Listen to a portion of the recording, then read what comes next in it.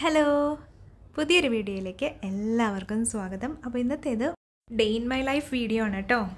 ഇന്നത്തെ വ്ളോഗിൽ ബ്രേക്ക്ഫാസ്റ്റും ലഞ്ചും പ്രിപ്പറേഷനും പിന്നെ നമ്മുടെ വീട് വൃത്തിയായിട്ടിരിക്കാനുള്ള കുറച്ച് ടിപ്സും അതുപോലെ കുട്ടികളുടെ ചെറിയ ഐറ്റംസ് ഇല്ലേ, സോക്സ്, മാസ്ക്, അതിൻ്റെയൊക്കെ ഒരു ഓർഗനൈസിങ്ങും കാണിക്കുന്നുണ്ട് കേട്ടോ. അതുപോലെ ഞാനിപ്പോൾ ഫോളോ ചെയ്യുന്ന ഡയറ്റിനെ കുറിച്ചും പറയുന്നുണ്ട് കേട്ടോ.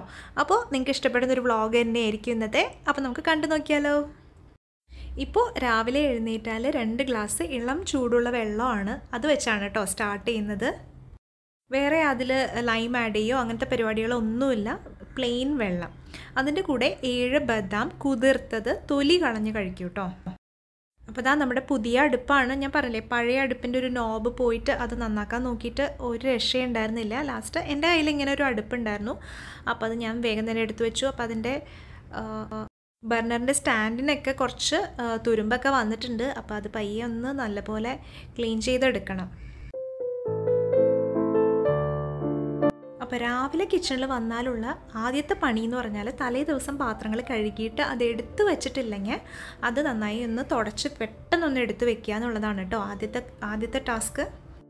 അപ്പോൾ ഡിഷ് ഡ്രെയിനർ കാലിയായാൽ തന്നെ നമുക്ക് പുതിയ പാത്രങ്ങൾ കുക്ക് ചെയ്യുന്നതിനനുസരിച്ച് തന്നെ നമുക്ക് ക്ലീൻ ചെയ്തെടുക്കാം. ഞാൻ പൊതുവേ കുക്ക് ചെയ്യുന്നതിൻ്റെ കൂടെ ക്ലീൻ ചെയ്യാൻ ഇച്ചിരി പുറകോട്ടുള്ള ആളാണ്. പക്ഷേ ഞാനത് അച്ചീവ് ചെയ്തെടുക്കണം എന്നാണ് വിചാരിക്കുന്നത്. അപ്പോൾ രാവിലത്തെ ബ്രേക്ക്ഫാസ്റ്റ് പുട്ടാണ് കേട്ടോ ഉണ്ടാക്കുന്നത്. അപ്പോൾ കറി എനിക്ക് കുറച്ച് വെള്ളക്കടല, ചന്ന മസാല അത് ഇരിപ്പുണ്ട്. അതുപോലെ ചെറുപയർ ഒലത്തിയതും ഇരിപ്പുണ്ട്. അപ്പം പുട്ട് മാത്രം ഉണ്ടാക്കിയെടുത്താൽ മതി കേട്ടോ. ഞാൻ സാധാരണ എൻ്റെ ഒരു കണക്കിനനുസരിച്ചാണ് ഇതുപോലെ പുട്ട് ഇങ്ങനെ നനച്ചെടുക്കുന്നത്. പക്ഷേ ഇപ്രാവശ്യം ഞാൻ അവരുടെ ഒരു കണക്കിന് വെച്ച് എടുക്കാമെന്ന് വിചാരിച്ചു. പക്ഷെ എന്നാലും ആ കണക്കിന് വെള്ളം എടുത്തപ്പോഴത്തേനും എനിക്ക് ഒരുപാട് വെള്ളമായിട്ട് തോന്നി. അപ്പം ഞാൻ അതിൽ കുറച്ചെടുത്തു. പക്ഷെ കുറച്ച് നേരം കഴിഞ്ഞിട്ട് നമ്മൾ എടുത്ത് നോക്കുമ്പോൾ ഇത് വല്ലാതെ ഡ്രൈ ആയിട്ട് തോന്നി. അപ്പോൾ വീണ്ടും കുറച്ചും കൂടി ഒഴിച്ചപ്പോഴത്തേനും സംഗതി ശരിക്കും പറഞ്ഞാൽ പണി കിട്ടിയെന്ന് പറഞ്ഞാൽ മതി. കാരണം നനവ് കൂടി. അപ്പം നനവ് കൂടിയപ്പോൾ ഉണ്ടായ സംഭവം എന്ന് വെച്ചാൽ നമ്മൾ പുട്ടുണ്ടാക്കിയപ്പോൾ പുട്ടിങ്ങനെ പൊങ്ങിപ്പോരാന്ന് പറയില്ലേ, അങ്ങനത്തെ ഒരു പ്രശ്നം ഉണ്ടായിട്ടോ. അങ്ങനെ പുട്ട് അവിടെ നനച്ച് വെച്ചിട്ടുണ്ട്. പിന്നെ എനിക്ക് കഴിക്കാനുള്ള ഓട്സ് പുട്ട് ഓൾറെഡി നനച്ചതിരിപ്പുണ്ടായിരുന്നു. അപ്പോൾ അതെടുത്തു. പിന്നെ കുറച്ച് ബീൻസ് അരിഞ്ഞ് വെച്ചിട്ടുണ്ടായിരുന്നു കേട്ടോ തലേദിവസം തന്നെ. അപ്പോൾ അതും എടുത്തിട്ട് കുക്കറിൽ വേവിക്കാൻ വെക്കുകയാണ്. മോരുകറി ഓൾറെഡി ഫ്രിഡ്ജിനകത്ത് ഇരിപ്പുണ്ട്. അതുപോലെ കുറച്ച് ഫിഷ് മാരിനേറ്റ് ചെയ്ത് വെച്ചിട്ടുണ്ട്. അപ്പോൾ ബീൻസും കൂടി ഉണ്ടാക്കി കഴിഞ്ഞാൽ ഏകദേശം ലഞ്ചിൻ്റെ കാര്യവും അപ്പോൾ തന്നെ തീരുമല്ലോ. അപ്പോൾ ബീൻസിലോട്ട് ഞാൻ കുറച്ച് ഉപ്പും കുറച്ച് മഞ്ഞൾപ്പൊടി പിന്നെ 2 പച്ചമുളകും കീറിയിട്ടിട്ട് ഒന്ന് വിസിൽ കൊടുത്ത് എടുക്കുകയാണ്.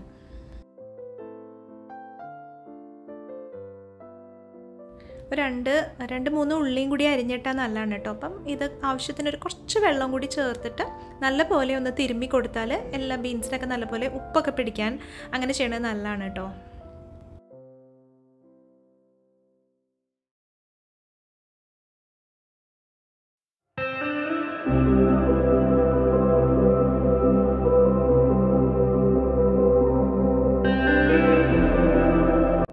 ഓട്സ് പുട്ട് നനച്ചത് റെഡി ആയതുകൊണ്ട് ഞാൻ വിചാരിച്ചു ആദ്യം ഓട്സ് പുട്ട് അങ്ങ് ഉണ്ടാക്കിയെടുക്കാം. അപ്പോഴത്തേനും നമ്മുടെ പുട്ട് നനച്ച് വെച്ച പുട്ട് റെഡി ആവുമല്ലോ. അത് വിചാരിച്ചിട്ട് വേഗം തന്നെ കുറ്റിയിലോട്ട് ഓട്സ് പുട്ട്. അപ്പം ഞാൻ നോക്കിയപ്പോൾ പുട്ടിൻ്റെ ചില്ലിട്ടിട്ടില്ല. അത് വേഗം തന്നെ ഇട്ടു, അല്ലെങ്കിൽ നമ്മുടെ ഹരിശ്രീ അശോകൻ പുട്ടുണ്ടാക്കിയ പോലെ ഇരിക്കുമല്ലോ അല്ലേ. അപ്പം അതൊക്കെ കറക്റ്റായി ചെയ്തു. പിന്നെ ഓട്സ് പുട്ട് ഉണ്ടാക്കാൻ നോക്കുകയാണ് കേട്ടോ പെട്ടെന്ന് തന്നെ.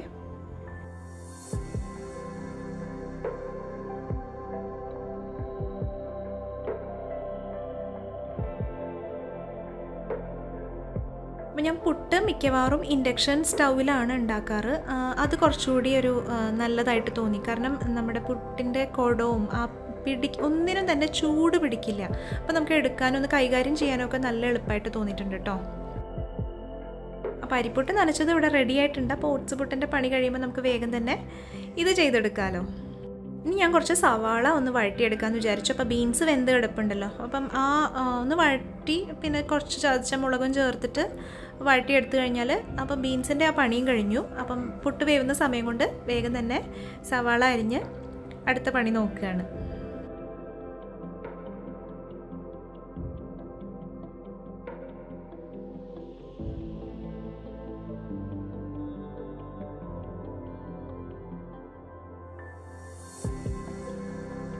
എൻ്റെ ഓട്സ് പുട്ട് റെഡി ആയിട്ടുണ്ട്. അപ്പം ഡൈനിങ് ടേബിളിലിരുന്ന് മോൻ അവിടെ ഇരുന്ന് പഠിക്കുന്നുണ്ട് കേട്ടോ. കാരണം ആ ഒരു ടൈമിൽ ക്ലാസ് തുടങ്ങുന്നതിന് മുന്നേ കുറച്ച് സമയം എന്തെങ്കിലും നോട്ട്സൊക്കെ കംപ്ലീറ്റ് ചെയ്യാനുള്ളത് ചെയ്യും കേട്ടോ അവിടെ ഇരുന്നിട്ട്. നമുക്ക് വേഗം ബീൻസ് മെഴുക്കുവരട്ടി ഉണ്ടാക്കുന്നതിലോട്ട് തിരിച്ചു വരാം കേട്ടോ. അപ്പം ഞാൻ ചീനച്ചട്ടി അടുപ്പത്ത് വെച്ചിട്ടുണ്ട്. അപ്പോൾ ഈ ഒരു ഇൻഡാലിയം ചീനച്ചട്ടി എനിക്ക് വളരെ യൂസ്ഫുള്ളാണ് കേട്ടോ. അപ്പോൾ ഇത് മാറ്റണമെന്ന് ഇൻഡാലിയം ആയതുകൊണ്ട് എനിക്കൊന്ന് മാറ്റണം എന്നുണ്ട്. പക്ഷെ അത്രയും യൂസ്ഫുൾ ആയതുകൊണ്ട് നമുക്കങ്ങ് മാറ്റാൻ മനസ്സ് വരുന്നില്ല. കുറേ നാളായിട്ട് ഞാൻ യൂസ് ചെയ്യുന്നതാണ്. അപ്പം നല്ല ഒരു ഇരുമ്പിൻ്റെ ഇതുപോലെ ഒരു ചീനച്ചട്ടി ഒന്നില്ലെങ്കിൽ വാങ്ങണം, അല്ലെങ്കിൽ മൈക്ക് റെഡിയാക്കി എടുക്കണം.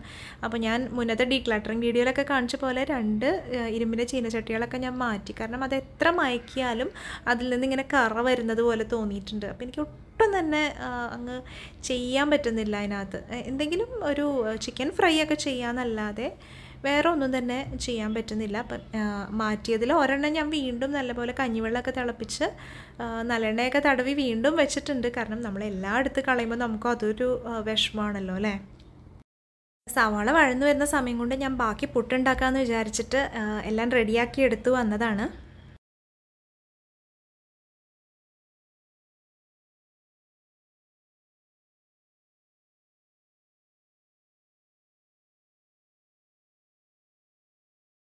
അപ്പോൾ ബീൻസ് നല്ലപോലെ വെന്ത് വന്നിട്ടുണ്ട് കേട്ടോ. അപ്പോൾ അത് വേഗം സവാളയിലോട്ട് ആഡ് ചെയ്ത് ഇച്ചിരി ചതച്ചമുളകും ഇട്ട് ആഡ് ചെയ്താൽ റെഡിയായല്ലോ. അപ്പോൾ പുട്ടിങ്ങനെ പൊങ്ങി വരാൻ തുടങ്ങിയപ്പോൾ ഞാൻ വിചാരിച്ചു ഈ ബാക്കിയുള്ള പൊടിയെല്ലാം കൂടി എടുത്തിട്ട് ഇതുപോലെ നമ്മുടെ ഒരു അപ്പച്ചെമ്പില്ലേ അതിനകത്തിട്ടിട്ട് ആവിയേറ്റി എടുക്കാം. അല്ലെങ്കിൽ ഈ പുട്ടുകുറ്റിയിൽ ഇതിങ്ങനെ പൊങ്ങിക്കൊണ്ടിരിക്കുകയുള്ളൂ. അപ്പോൾ കുറച്ച് കുഴഞ്ഞ പോലെയൊക്കെയാണ് കേട്ടോ പുട്ടിരുന്നത്. നല്ല നൈസ് പൊടി പോലെയല്ല ഇരുന്നത് ഇങ്ങനെ വെന്ത് വന്നപ്പോൾ. അപ്പോൾ നമ്മളെപ്പോഴും പുട്ടിൻ്റെ നനവ് വെള്ളം കൂട്ടിപ്പോവാതെ ശ്രദ്ധിക്കണം.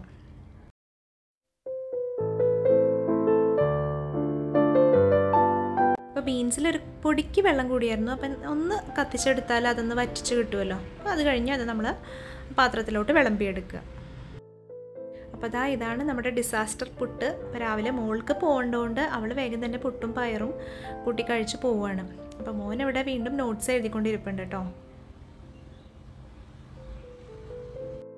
അപ്പോൾ 8:30 ആയപ്പോഴത്തേനും മോള് സ്കൂളിലോട്ട് പോയി. കാരണം 8:45 കേട്ടോ അവർക്ക് ക്ലാസ്. ഉച്ചവരെയാണ് ക്ലാസ് ഉള്ളത്. ഇതാണ് എൻ്റെ പ്ലേറ്റ്. ഓട്സ് പുട്ടും കുറച്ച് ചെന്ന കടലക്കറിയും. അപ്പോൾ അതാണ് ഞാൻ രാവിലെ കഴിക്കുന്നത്. 8:45 ആയപ്പോഴത്തേനും മോൻ്റെ ക്ലാസ് തുടങ്ങി. അപ്പോൾ ഇങ്ങനെ ക്ലാസ് ടൈം വരുമ്പോഴത്തേനും ഞാൻ ഏകദേശം ആ ഒരു ഏരിയയിലൊക്കെ എന്തെങ്കിലും ഇപ്പം ഡെയിലി പിക്കപ്പൊക്കെ ചെയ്യാനുണ്ടെങ്കിൽ അതൊക്കെ ചെയ്ത് നിൽക്കും കേട്ടോ.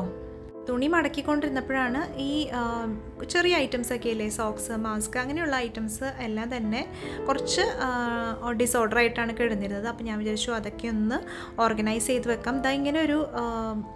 ഇങ്ങനൊരു ചെറിയ ബോക്സിലാണ് കേട്ടോ ഈ സംഭവങ്ങളെല്ലാം തന്നെ വെക്കുന്നത്. അപ്പോൾ ഞാൻ എടുത്തിരിക്കുന്ന ആ പൗച്ചിലാണ് എൻ്റെ മാസ്കുകളെല്ലാം തന്നെ ഞാൻ ഓർഗനൈസ് ചെയ്ത് വെച്ചിരിക്കുന്നത്. അപ്പോൾ അത് ഈ അലക്കിക്കൊണ്ടുവന്നതിൽ അതൊക്കെ കിടപ്പുണ്ടായിരുന്നു. അപ്പോൾ അത് ഞാനൊന്ന് എടുത്ത് വെക്കുകയാണ്. അതിനുശേഷം മോൻ്റെ ഐറ്റംസ് എല്ലാം തന്നെ എടുത്തിട്ട് ഈ ഒരു ബോക്സിനകത്ത് ഒന്ന് ഓർഗനൈസ് ചെയ്ത് വെക്കാമെന്ന് വിചാരിച്ചു.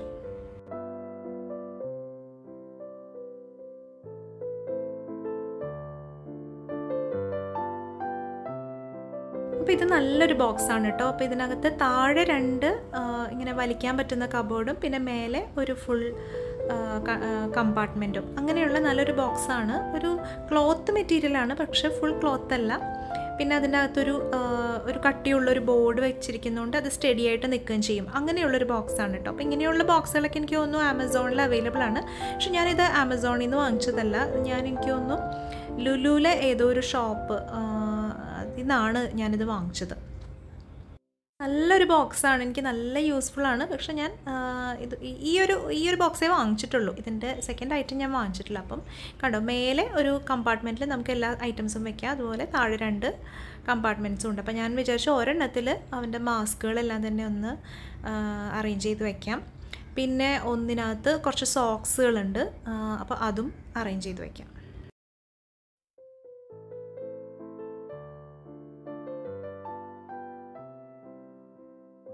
അപ്പോൾ അടുത്ത ബോക്സിൽ ഞാൻ കുറച്ച് സോക്സാണ് വെക്കുന്നത്. അപ്പം കുട്ടികളുടെ സോക്സിൻ്റെ കാര്യം പറയുകയാണെങ്കിൽ നമ്മൾ എപ്പോൾ അറേഞ്ച് ചെയ്താലും ഒരെണ്ണം കാണുള്ളൂ അല്ലേ. അപ്പം ഞാനതിന് ചെയ്യുന്ന ടെക്നിക്കാണ്, അതായത് നമ്മൾ 2 സോക്സും കൂടി ഇങ്ങനെ ചുറ്റി വെച്ചിട്ട് ഒന്നിലോട്ടൊന്ന് മടക്കി വെക്കും. അപ്പോൾ ഈ 2 സോക്സും കൂടി ഒരുമിച്ച് അങ്ങിരിക്കുമല്ലോ. ഇതാ കണ്ടില്ലേ, ഓരോന്നൊക്കെ മിസ്സിങ് ആയിട്ട് വന്നിട്ടുണ്ട്. അത് കുറച്ച് മാറി ഏതെങ്കിലും ഒരു തുണിയുടെ ഇടയിലൊക്കെ കിടപ്പുണ്ട്. അപ്പോൾ ഞാനത് ജസ്റ്റ് മാറ്റി വെച്ചിട്ട് പെയറുള്ള സോക്സ് ജസ്റ്റ് ഇങ്ങനെ ഒരുമിച്ച് വെച്ചിട്ട് ജസ്റ്റ് ഒന്ന് ചുറ്റിച്ച് ഇടും. അപ്പോൾ അതൊരൊറ്റ സോക്സായിട്ട് നമുക്ക് കിട്ടുമല്ലോ. ഇതാ ഇപ്പോൾ ഈ 2 പെയറുണ്ടോ, അതാ ഇതുപോലെ മടക്കിയിട്ട് ഒരു അതിൻ്റെ ഒരു ലെയർ എടുത്തിട്ട് അതിൻ്റെ ഉള്ളിലോട്ട് അങ്ങ് ആക്കി വെക്കുമ്പോൾ നമുക്കിത് ഒരു ഒറ്റ സോക്സായിട്ട് കിട്ടും. അപ്പം എല്ലാവരും ഇങ്ങനെയൊക്കെ തന്നെയായിരിക്കും ചെയ്യുന്നത്. പക്ഷെ എന്നാലും ചിലപ്പോൾ എനിക്ക് ആദ്യമൊന്നും ഇത് അറിയില്ലായിരുന്നു കേട്ടോ. അപ്പം ആരെങ്കിലും അറിയാത്തവരുണ്ടെങ്കിൽ അത് ഒരു യൂസ്ഫുൾ ആവുമല്ലോ എന്ന് വിചാരിച്ചിട്ടാണ്. അപ്പോൾ ഇതാ കണ്ടില്ലേ, നല്ല പോലെ അറേഞ്ചായി വെച്ചിട്ടുണ്ട്. അപ്പോൾ നമുക്കൊന്നും മിസ്സായി പോവില്ല. അപ്പോൾ മോനാണെങ്കിലും ആവശ്യത്തിന് എടുക്കുകയും ചെയ്യാം.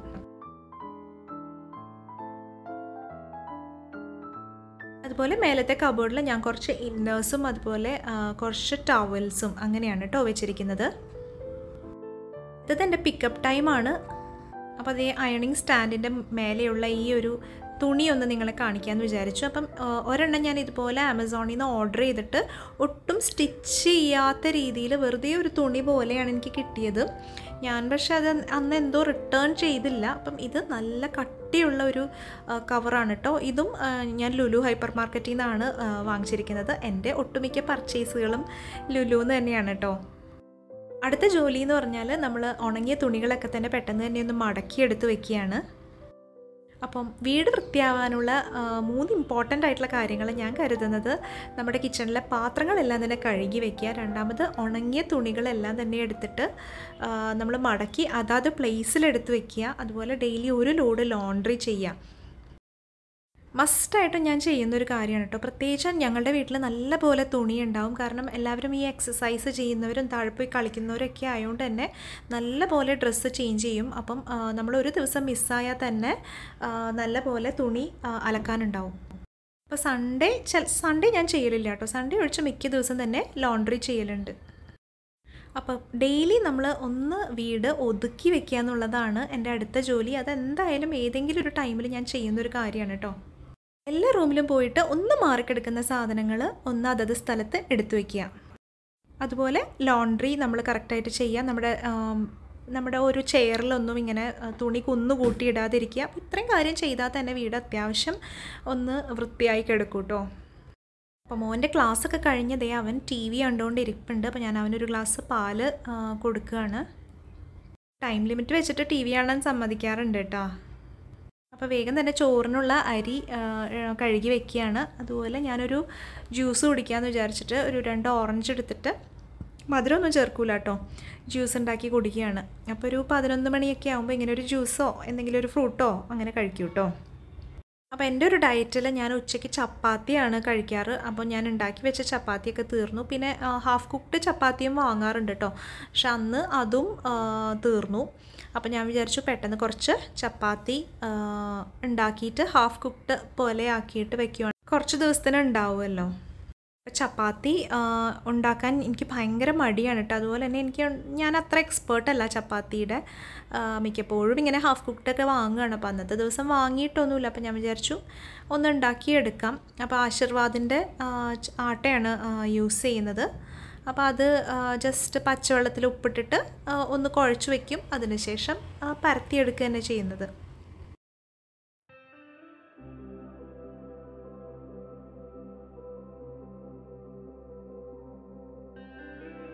അപ്പോൾ കുറേ നാളായിട്ട് പെൻഡിങ് ഉള്ളൊരു ടാസ്ക്കായിരുന്നു ഈ പാൻട്രി ഏരിയ എന്നുള്ളത്. അപ്പം എനിക്കറിയാം ഇത് എന്തായാലും ചെയ്ത് തീരില്ല എന്ന് എനിക്കറിയാം. പക്ഷെ എന്തായാലും ഒന്ന് സ്റ്റാർട്ട് ചെയ്ത് വെക്കണമെന്ന് എന്തായാലും, കാരണം ഇതുപോലെ പെൻഡിങ് വന്നിട്ടുണ്ട്.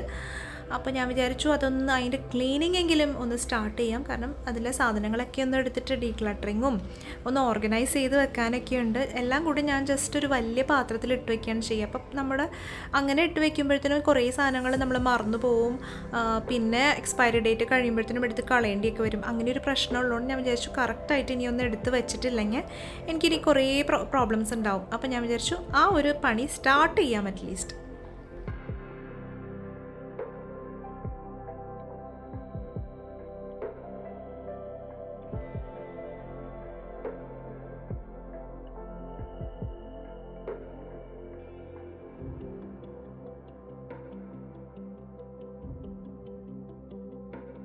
ഐറ്റംസ് എല്ലാം തന്നെ എടുത്ത് മാറ്റിയിട്ട് ഞാൻ ജസ്റ്റ് ഒന്ന് അവിടെ നിന്ന് ക്ലീൻ ചെയ്തിടുകയാണ്. ഞാൻ ക്ലോറക്സിൻ്റെ വൈപ്സ് വാങ്ങി വെച്ചിട്ടുണ്ടായിരുന്നു. അപ്പം ഞാൻ വിചാരിച്ചു അതിൻ്റെ ഒരു ടിഷ്യൂ വെറ്റ് വൈപ്സ് ഒക്കെ പോലെ ഇരിക്കും കേട്ടോ. അപ്പോൾ അതെടുത്തിട്ട് ജസ്റ്റ് ഒന്ന് നല്ല പോലെ ഒന്ന് തുടച്ചെടുക്കാമെന്ന്. അപ്പം നമുക്ക് ആ ഏരിയ ഒന്ന് ഡിസിൻഫെക്റ്റൻ്റ് ആക്കാനും നല്ലതാണല്ലോ.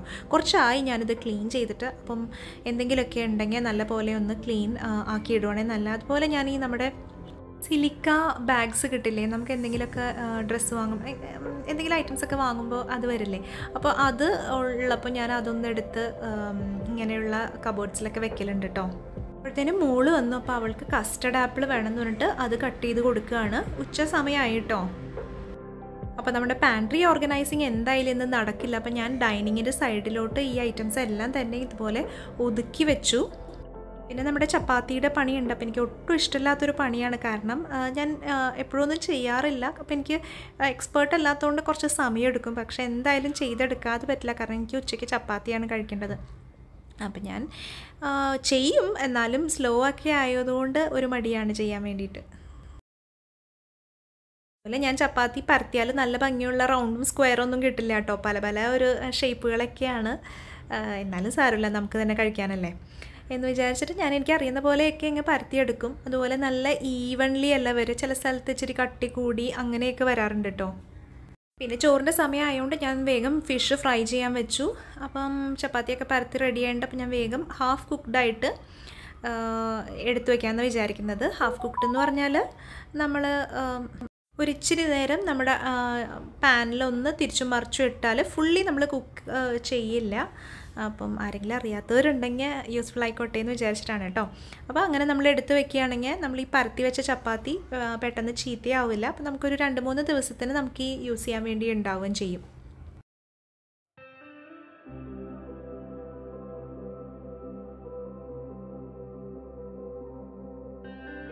പിന്നെ അതൊക്കെ കഴിഞ്ഞതാ ഇതാണ് നമ്മുടെ ലഞ്ച്. മോരുകറി, ബീൻസ്, മെഴുക്ക് വരട്ടി, ഫിഷ് ഫ്രൈ. അപ്പോൾ എൻ്റെ പ്ലേറ്റ് കാണിക്കാം. ഞാൻ എന്താ എഗ് വൈറ്റ് വെച്ചിട്ടുള്ളൊരു ചെറിയ കറി, പിന്നെ ബീൻസ്, മെഴുക്ക് വരട്ടി, ചപ്പാത്തി. അപ്പോൾ അതും കൂടി ഞാൻ ഇതിൻ്റെ ഇടയിൽ ചെയ്തിരുന്നു കേട്ടോ. അത് ഞാൻ ഷൂട്ട് ചെയ്യാൻ വിട്ടു. അപ്പം തിക്കും തിരക്കും വരുമ്പോൾ ഷൂട്ടിങ്ങൊക്കെ നമ്മൾ വിട്ടുപോകുമല്ലോ. ഇന്നത്തെ വ്ളോഗ് ഒരു വീക്ക് ഡേയിലെ രാവിലെ മുതൽ ഉച്ച വരെയുള്ള വിശേഷങ്ങളായിരുന്നു. അപ്പോൾ നിങ്ങൾക്ക് ഇഷ്ടപ്പെട്ടു എന്ന് കരുതുന്നു. പുതിയൊരു വീഡിയോയിൽ ഉടനെ കാണാം. അതുവരേക്കും ബൈ.